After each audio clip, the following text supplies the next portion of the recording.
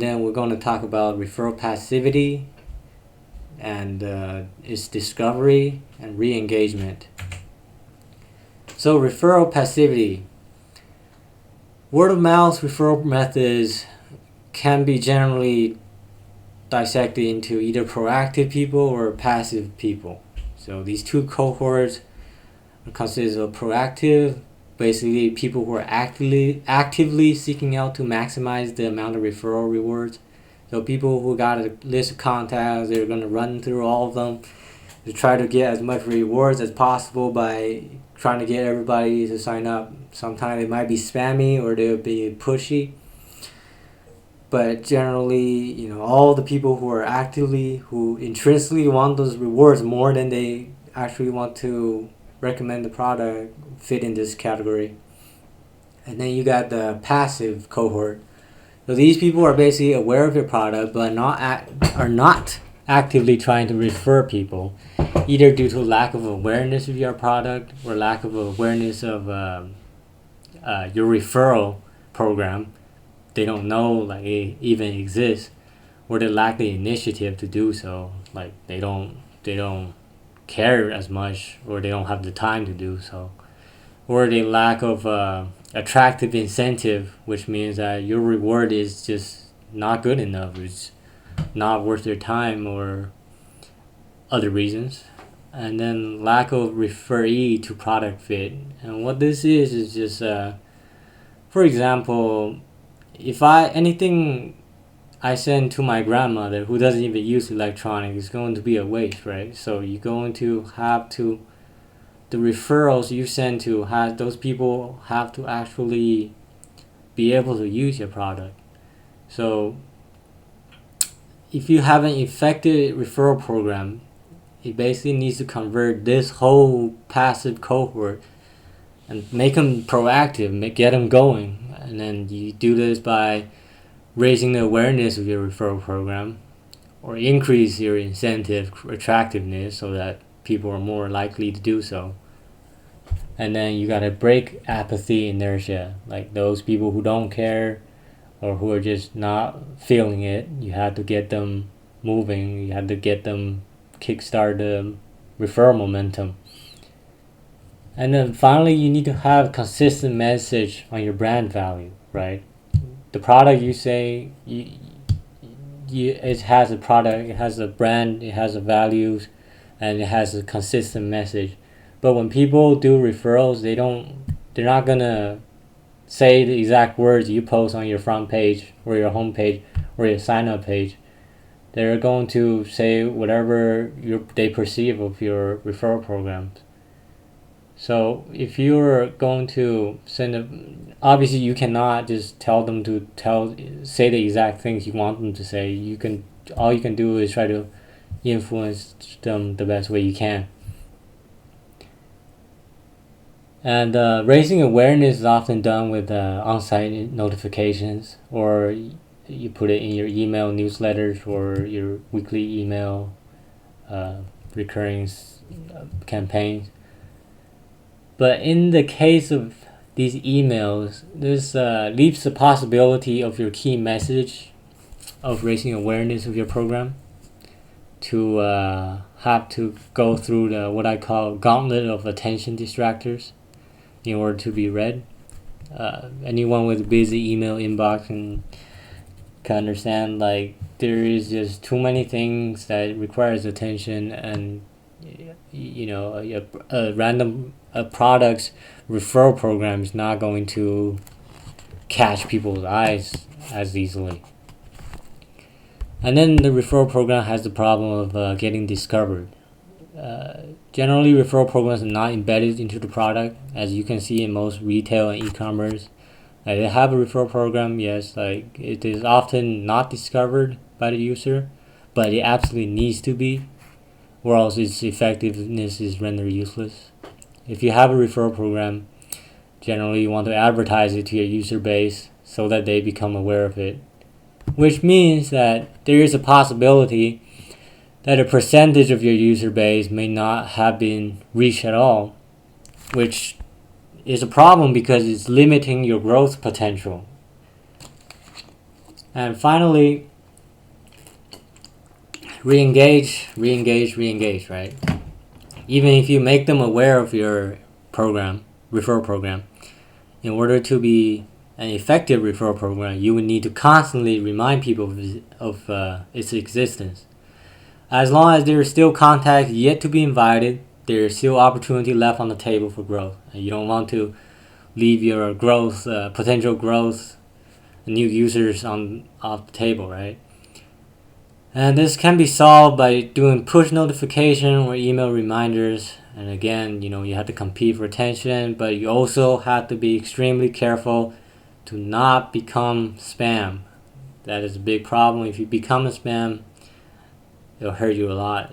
Once you get to the spam filter, then it just, you essentially killed your product or killed this conception. So looking at all these pros and cons, could there be like an alternative exist where we can directly embed the referral program so that by linking the usage of the product directly with the product growth, so the more they use it, the better the product growth, which basically means that we can try and solve the problem of raising awareness while increasing incentive attractiveness, while breaking apathy inertia. At the same time, have a consistent brand value to better find the referee to product fit. And the answer, of course, is yes. That's why we're here. So here we go. We're introducing the new referral model. I don't have a name for it. I don't know what to call it. If anyone has any idea or has a name, please let me know. I'm more than happy to hear what it is. So for now, since we don't have a name, we're just going to put the placeholder and call it the new referral program. And what it is basically this. This is I'll take a minute to look around first, and then I'll explain it.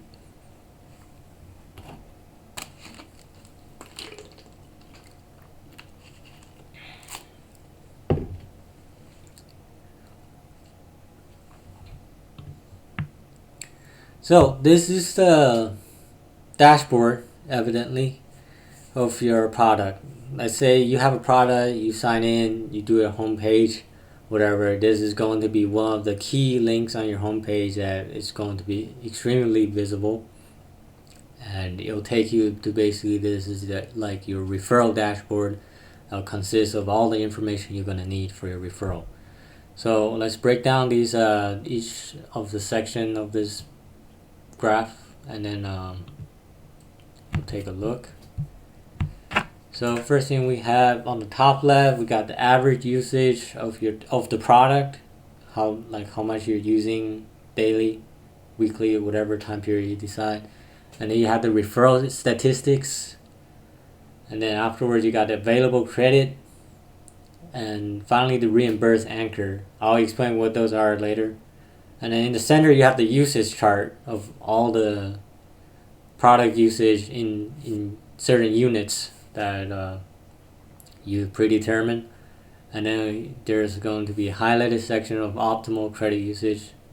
So basically where the credit you accumulate will be optimally used so that the users can save the most.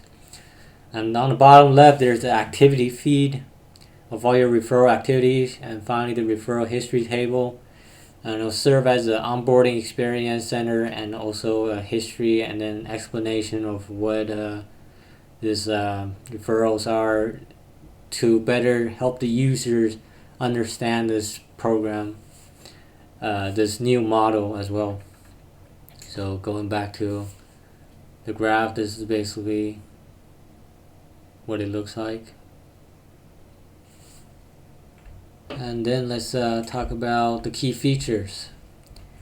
The key features here is going to be ecosystem referral, compound incentives, using time interval as main unit of currency, all you can eat model, reimburse instead of free trials, and I'll explain each of these in a bit. If you don't understand these terms, that's absolutely fine. So let's take a look.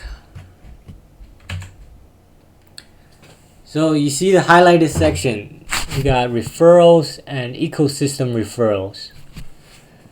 So what these are is that, let's say you have a user, the root node user, and send out 4 invites to user A, B, C, and D.